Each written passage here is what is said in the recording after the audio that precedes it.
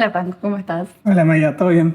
Hoy tenemos acá el diseño de butacas para el Mundial del 78 que se hizo en Argentina. Este fue un proyecto integral que desarrolla el estudio MMB, fundado por Carlos Méndez Mosquera, Gibbon Siepe y el ingeniero Funcher.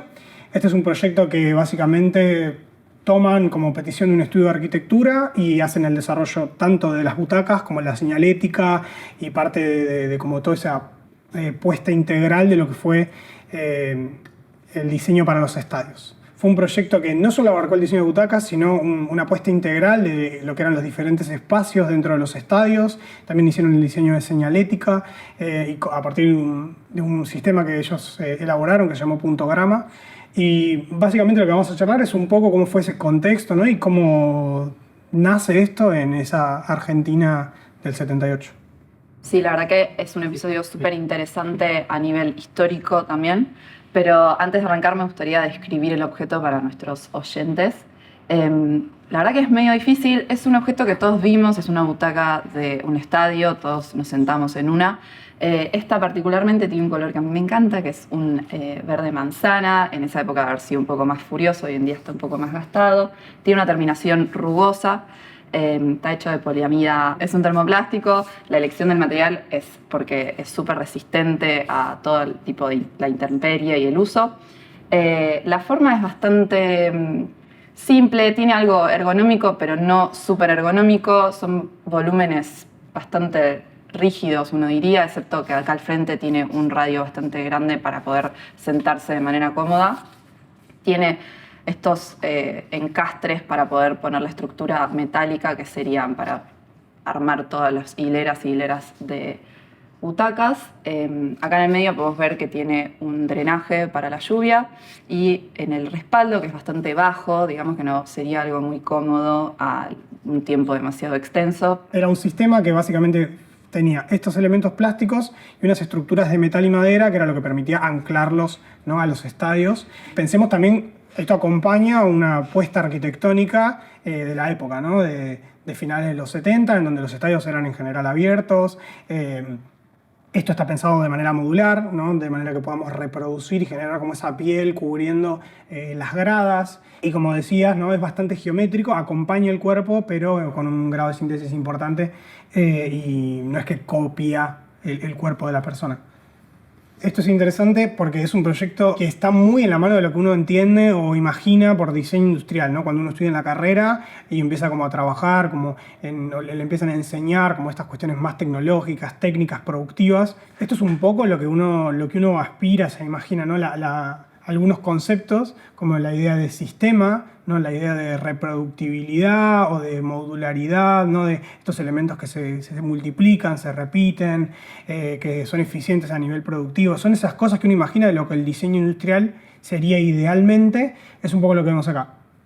Y es raro, de alguna manera, en particular, que este es un proyecto destacado de esta época porque es una época compleja para la industria nacional.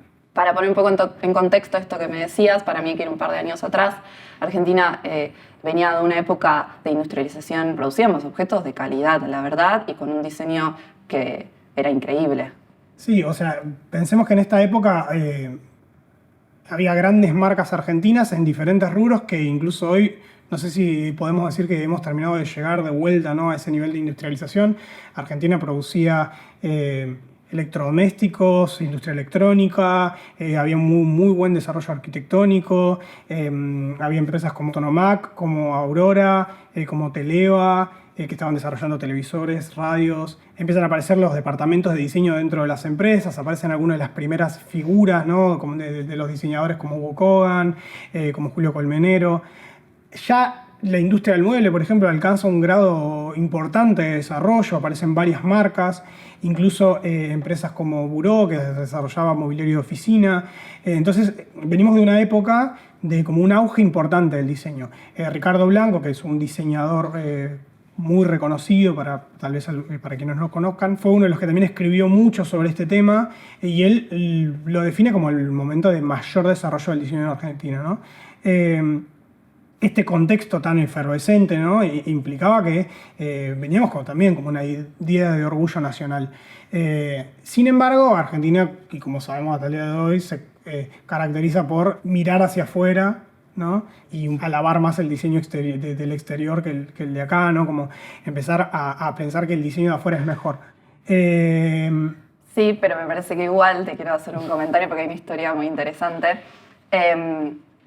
Y que se ata un poco también a la idea de todo este podcast y nuestro nombre. Hay una publicidad muy conocida en el 75 que la protagoniza Ratón Ayala, que aparece él como en el estadio. Ratón Ayala era un futbolista, para los que no saben, aparece él en un estadio jugando al fútbol y al final de la toma él se para con la pelota y con los botines y se pone así y dice: en Europa no se consigue. Y fue una publicidad que hizo como un éxito, pero también un poco porque él lo decía con una voz bastante chistosa, medio aguda. Y esa frase, en Europa no se consigue, se volvió un poco como, no sé, atravesó todo como el imaginario popular y todo el mundo le empezó a decir. Y mismo en mi casa se decía muchísimo porque en esa época también, paralelamente a lo que vos decías de todo el tema inmobiliario, también la industria automotriz tuvo un impacto gigante, era toda la época de los torinos y eso abrió un montón de industrias independientes dentro del país. Tampoco idealizar ese momento. Sí, o sea, es un desarrollo, en Argentina había un desarrollo industrial general, industria alimenticia y, como decías, industria automotriz. Una anécdota que nos gusta contar acá en la fundación tiene que ver justamente con la empresa Buró, que para esta época más o menos ya iban cumpliendo unos 10 años de ejercicio y durante los 70 sacan esta campaña de los 10 años del diseño argentino. Reinaldo Leiro, que era el fundador de la empresa y que era quien la dirigía, cuenta que cuando se lanzan esta campaña con mucho orgullo, les produce una caída en las ventas, porque la gente en realidad veía, si bien compraba y consumía productos de muy buena calidad, pensaban que estaban consumiendo productos importados, ¿no? Entonces esto genera esta caída que lo llevó a un problema económico. Y me parece que eso también se sigue reflejando un poco hoy en día. Nosotros somos los dos diseñadores, obviamente, y esto lo voy a aclarar, a mí me encanta el diseño de afuera también. El diseño europeo, el diseño norteamericano está muy bueno, nos encantan esos diseñadores, obviamente. No hay que demonizarlo tampoco, pero tampoco hay que demonizar el diseño nacional. O sea, es muy buen diseño nacional y creo que también parte de este podcast tiene que ver con eso, ¿no? Como de darnos cuenta de lo bueno que se pudo hacer en nuestro país. En ese contexto, ¿no? de efervescencia en el campo del diseño, pero también con ciertas complejidades políticas, en el 76 se da un golpe de Estado que instaura una dictadura cívico-militar que bueno, va a generar un proceso de desindustrialización intencionada, digamos. Y también alrededor de estas anécdotas podemos destacar una de las campañas que hace el ministro de Economía, Martínez de Oz, en la cual explícitamente se mostraba cómo el producto de la industria nacional podía o era defectuoso, aparente y supuestamente, por la falta de competencia extranjera, ¿no? Cuando tenemos casos concretos, incluso acá dentro de la fundación, de que eso no era así, ¿no? Por supuesto, en todo país hay productos de mala calidad, pero no significa que tu industria no pueda o no tenga mejores productos. Bueno, y esta campaña publicitaria básicamente lo que hacía era mostrar a una persona que se sentaba, la pueden buscar, está en YouTube. Es muy duro, ¿no? Que un propio Estado promocione el hecho de que tu industria nacional no es de buena calidad. Sí. Hasta inclusive todos los carteles que se ven en la publicidad de Made in, hecho en... es como una burla a todo este proceso que venía Argentina de querer fomentar el diseño, y esta publicidad es una burla a su mismo pueblo, que es durísimo. Sí, más allá de la dictadura, o sea, Argentina suele vivir como momentos cíclicos de crisis a los que como diseñadores nos tenemos que adaptar tal cual. Pero bueno, este contexto justamente fue muy particular por todo este proceso de persecución, de desindustrialización. En la fundación también, por ejemplo, trabajamos parte de ese éxodo de diseñadores. Muchos de los grandes diseñadores se van, algunos se quedan. Y creo que algo de lo que reflexionamos también para este episodio es cómo es esa mirada, ¿no? Porque también es medio polémico, ¿no? Decir, bueno, diseñaste algo que también funciona dentro de un aparato político y que sabemos, o bueno, por ahí para los que no estén tan en tema, pero se habla todo el tiempo de que el Mundial fue una manera de apaciguar a las masas, ¿no? En Argentina, pan y circo. Pero al mismo tiempo es complejo decir, bueno, yo si quiero apostar por mi país como diseñador, me quiero quedar, o sea, es válido tal vez apostar al desarrollo profesional e irse afuera, pero al mismo tiempo también es muy válido y muy valioso quedarte y pelear por el desarrollo de tu industria. Pero yendo más concretamente a este proyecto, el estudio MMB lo fundan un par de próceres un poco del diseño en Argentina, como fueron Guy Siepe. Muy interesante ver la carrera de él, en especial a mí me toca más del aspecto más teórico, pero ha escrito muchos de los libros que más han influenciado a la formación de los diseñadores, probablemente también de arquitectos, de los últimos 40, 50 años. Y también Carlos Méndez Mosquera, que es una figura que cuando uno empieza a ver la historia de este hombre no sabes cómo metió tantas cosas en su vida. Y tan multifacético, ¿no? Porque digo, no era solamente era arquitecto, pero también ha hecho muebles con ARPA, se metió en el tema de ediciones y tenía la edición Infinito, tenía la revista Suma, después era diseñador gráfico, entonces pasó un poco por todo, que a mí él me toca más, porque a mí soy como de esas que me encanta meter un poco mano en todo, así que me reinteresa también toda su historia. Particularmente a nosotros dos nos gusta como esa proyección del diseño más integral, ¿no? Este es un estudio que está formado, digamos, por una pata de diseño industrial, una pata de diseño gráfico y una pata de ingeniería, ¿no? Entonces, en ese sentido, es lógico que ese estudio sea el que pueda hacer un proyecto de este tipo, ¿no? Acá me encanta en esta ficha que, por ejemplo, se describe el proyecto de butaca para estadios deportivos. El proyecto se comisiona, digamos, en el 76-77, así mismo lo ponen ellos, y después obviamente se implementa para el Mundial. Y la problemática era una butaca antivandálica con un mínimo de riesgos para lesiones del público en caso de apretujamientos. Esa era la problemática. La solución, un producto de material termoplástico, como dijimos, poliamida 6, inyectado, compuesto de 2 piezas en forma de asiento y bandeja inferior, fijada sobre un bastidor de perfiles metálicos. Y debía garantizar como el apoyo sacrolumbar, que es como este pequeño, ¿no? Acompañamiento ergonómico. Pero ya la premisa... La premisa se te pone la piel de gallina que te digan que esa es la premisa, ¿no? Como pensar cómo diseñar para el amontonamiento, fuertísimo. Tenemos algunas de cartelería, ¿no? Seguramente está para el sector de prensa, para, digamos, el antidoping, ¿no? La sección de antidoping. Polémica también. Polémica también. Y como todos estos diferentes espacios.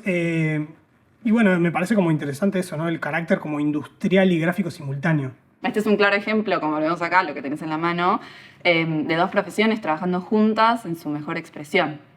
Me quedé con esto, perdón, pero es que lo estaba viendo y me parece interesante ver un poco cómo es que se adhieren todas estas como chapitas de plástico a la grilla, que los tienen como un sistema un poco de... Como si fuese un snap de plástico. Un snap, ¿no? De plástico, se puede ver que tiene esta comisura agujero que permite que el plástico se flexibilice y genere como esa presión y se mantenga en su lugar una vez que lo pasamos hacia el otro lado.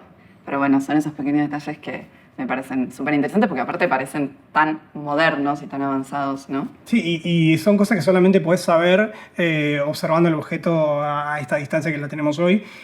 Y solamente lo podés estudiar teniendo en cuenta de que pudiste conservar estos objetos. Una de las cosas que planteaban en este proyecto es que tenía que poder armarse in situ, ¿no? O sea, tenían que salir modulares, poder transportarse fácil. Imaginemos, ¿no? Que estos asientos son apilables. Entonces te permite que estando desarmados tengan como cierta encaje ahí, que pueden poder llevarlos, ¿no? de esta manera y de no ocupar demasiado volumen, porque tenía que viajar a diferentes ciudades del país. Tenemos un país grande con distancias largas, entonces tenían que poder llevar estos asientos a diferentes ciudades y bueno, y que pudieran armarse y montarse, ¿no? Directamente en los estadios. No por nada es un proyecto tan destacado. Es muy interesante, también se mezcla con una cuestión cultural bastante potente. De nuevo es el diseño, ¿no? Entrando en tocándole la vida a la gente tan particular, o sea, la alegría de cuánta gente estuvo asociada a estas butacas. Pero bueno, particularmente el estudio MMB no tuvo muchos años, entonces no tuvo muchos más proyectos. Y bueno, este seguramente es su hito más reconocido, ¿no? Estas butacas que hospedaron tanta alegría para tanta gente, me emociona un poco pensar que, bueno, hubo gente acá literalmente sentada, por ahí celebrando el que hayamos ganado la final y hayamos ganado nuestra primera Copa del Mundo. Pero bueno, un poco esa dualidad que estamos hablando de este objeto, ese momento. A 10 cuadras estaba la ESMA, un centro de detención clandestino en donde se torturaba gente. Entonces escuchaban gritos de repente de toda una multitud celebrando una final y al lado tenían celdas de gente gritando por sus vidas. También cabe destacar que durante los partidos igualmente había gente protestando, así que bueno, como mucha dualidad en todo un mismo objeto, podríamos decir. Totalmente. Sí, y además que, digamos, estamos en esta contracara, ¿no? De lo que pensamos en torno a, bueno, a cómo es diseñar en ese contexto, diseñar desde fuera, como decíamos, muchos diseñadores se tuvieron que exiliar, o estuvo como este éxodo, ¿no? de diseñadores, también no solamente por persecuciones, eso está bueno decirlo, pero sino también por el hecho de que no había trabajo, porque o sea, la industria fue completamente destruida, pero en ese contexto y desde la mirada de afuera, ¿no? Que por ahí estaría menos sesgada en torno a la manipulación de los medios, se gestó también un movimiento de boicot, particularmente a partir de diferentes campañas gráficas que denunciaban el tema del mundial como una especie de cobertura, ¿no? De los horrores de la dictadura. Eso no le quita mérito a este proyecto, no le quita mérito a los diseñadores que siguieron trabajando en nuestro país, a los que siguieron apostando por la industria nacional, también a los diseñadores que se formaron acá y lograron un éxito afuera, que también es válido y valioso, porque bueno, eso también habla de la calidad de nuestra formación y de los diseñadores que estuvieron acá. Bueno, me encantó este episodio, me parece que fue muy importante. Ojalá les haya interesado a todos nuestros oyentes y nos vemos la próxima. Nos vemos la próxima.